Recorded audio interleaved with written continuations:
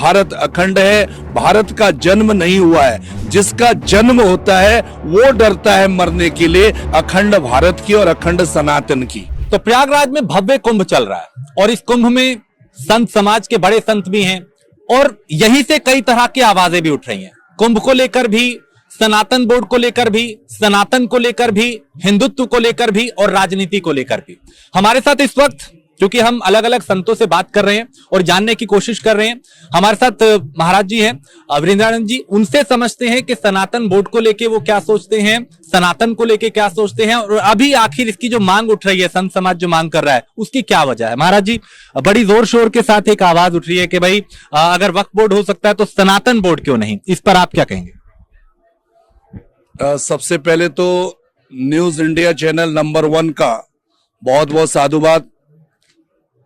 आप अपने चैनल के माध्यम से इतने दिव्य भव्य और नव्य कुंभ के बारे में दूर दूर तक अपना इंफॉर्मेशन दे रहे हैं कि आप लोग इस कुंभ में आए और अमृत को प्राप्त करें और पुण्य के भागी बने। मैं हिमालयन योगी, हिमालयन पीठाधीश्वर स्वामी वृंदानंद, महामंडलेश्वर जूना अखाड़ा का एक सैनिक हूं। इस नाते मैं आपको बताना चाहूंगा कि जब पूरे संविधान में सभी प्रकार की व्यवस्थाएं रखी गई है, चाहे वो एसटी हो, चाहे एससी हो, चाहे ओबीसी हो, चाहे जर्नल हो, और सभी प्रकार के धर्मों को स्थान दिया गया है, तो क्यों न सनातन धर्म का भी बोर्ड होना चाहिए, ये मैं कहना चाहूंगा। इसलिए सनातन धर्म का अगर बोर्ड अगर बनाया जाए तो यह उचित होगा, चूंकि भारत में संविधान में सभी प्रकार के वर्गों को, चाहे वह विकलांग हो, चाहे वो अंधे हो, चाहे वो किसी प्रकार से आर्थिक रूप से भी कमजोर होते हैं, तो उनको सभी प्रकार के आरक्षण दिए गए हैं। तो क्यों न साधु संतों को आरक्षण दिया जाए, क्यों न उनके लिए कुटियों का निर्माण किया जाए। कब तक आप उनको सड़कों में रखोगे? इसलिए जब टैक्सी वालों का भी एक यूनियन हो सकता है, रिक्शा वालों का भी यूनियन हो सकता है, साइकिल वालों का भी यूनियन हो सकता है, क्यों नहीं साधु संतों का एक संगठन बड़ा होना चाहिए। तो इसलिए सनातन बोर्ड, सनातन संसद की अति आवश्यकता है। ठीक है महाराज जी, चूंकि सनातन बहुत पुराना है और सनातन दुनिया को सीख देता है, अभी क्या आपको लगता है कि सनातन खतरे में है, हिंदुत्व खतरे में है, या अभी ये मांग क्यों जोर पकड़ने लगी है, अभी क्यों महसूस होने लगा है कि हमारा एक बोर्ड भी होना चाहिए? अलग अलग प्रकार के लोगों के अलग अलग वैचारिक मत हैं और ये मतभेद है, लेकिन जो हमारे ऋषि मुनियों ने जो इस देश की संरचना कर दी है, अखंड भारत की और अखंड सनातन की, क्योंकि इस देश में सनातन की कोई अभी कमजोर हो रहा है ऐसा नहीं है। जब एक अकेले जगतगुरु शंकराचार्य चले, जब एक अकेले हमारे दिगंबर चले, तब भी वो किसी से हिल नहीं पाए।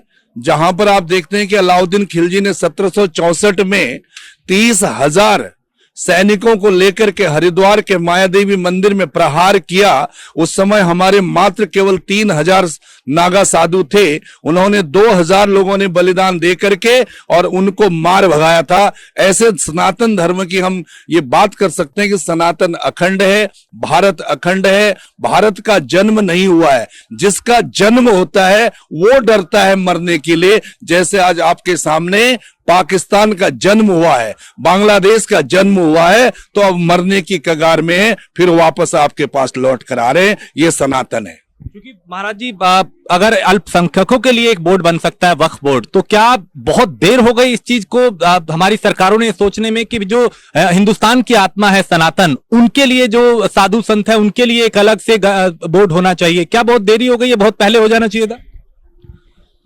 सनातन की ताकत आप इस कुंभ मेले से आप लगा सकते हैं। कुंभ है, अर्ध कुंभ है, महाकुंभ है, पूर्ण कुंभ है।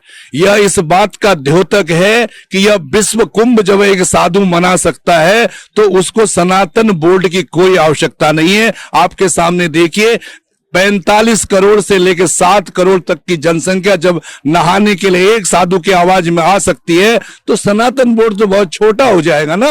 विश्व सनातन बोर्ड की बात करते हो तो हम आपका समर्थन करेंगे। और एक क्योंकि धर्म संसद का भी आयोजन होने जा रहा है, उस धर्म संसद को लेकर क्या कहेंगे? निश्चित धर्म संसद चलनी चाहिए। जब धर्म होगा तो राजनीति होगी, चाहे वो आध्यात्मिक धर्म हो, चाहे वह राजनीतिक हो, चाहे वैज्ञानिक हो। अगर आज विज्ञान नहीं होता तो इस प्रकार का संजोग जो 144 वर्षों के बाद आपको दिखने को मिल रहा है, न मेरे पिताजी ने, न आपके पिताजी ने, न जाने कितने लोगों ने जन्म जन्मांतर जन्म पाया, लेकिन ऐसा संयोग और ऐसा योग नहीं मिला। इसलिए 144वां जो वर्षों के बाद ये जो बृहस्पति, चंद्रमा, सूर्य का एक मकर राशि और वृश्चिक में एक साथ जाना, जहां अमृत की वर्षा होने की संभावना, और उसको पाने के लिए लोग केवल फेसलेस मेला ही कुंभ है, जहां केवल मुंडियां ही मुंडियां दिखाई देती है, फेस ही फेस दिखाई देता। वहां कोई न राजा है, न रंक है, न गरीब है, न अमीर है, केवल आस्था है तो सनातन की है। बहुत शुक्रिया महाराज जी, हमें वक्त देने के लिए बहुत शुक्रिया। तो आपने सुना महाराज जी को, जिन्होंने कहा कि सनातन बोर्ड की आवश्यकता है और ये अभी जरूरी हो गया है, क्योंकि एक वक्त था जब सनातन पे खूब हमले हुए, लेकिन आज ये वक्त की नजाकत को देखते हुए बोर्ड का गठन होना चाहिए। वीडियो जर्नलिस्ट विनीत के साथ मैं राजेश कुमार, प्रयागराज।